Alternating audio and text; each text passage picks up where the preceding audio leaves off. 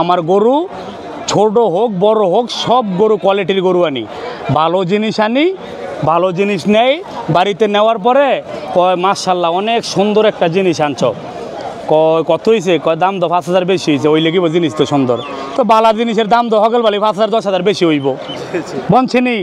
সুন্দর নিতে হইলে 5,000 বেশি লাগবে। আমার থেকে নেন আর যাত্রী নেন। আপনি আমি চাই যে আমার থেকে মালগুলো নিয়ে জানি, আমি মনের থেকে দোয়া করি যে ওই আমার থেকে মাল নেয় আলহামদুলিল্লাহ, মনের থেকে দোয়া করি তারা জানি আল্লাহ দেয়।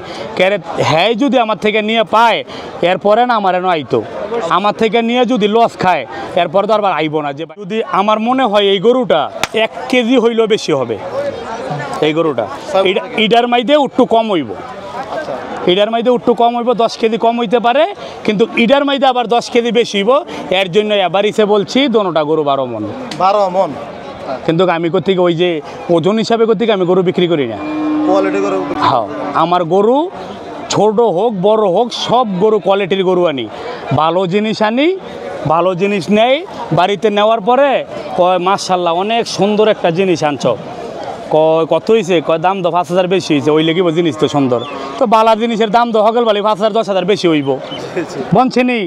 সুন্দর নিতে হইলে 5,000 বেশি লাগবে। আমার থেকে নেন আর যাত্রী নেন। আপনি ভালো খানা যদি বানায় না, জঙ্গলও গিয়েও খায় মানুষে, ভালো খানার জন্য জঙ্গলও যায় খাওয়ার জন্য।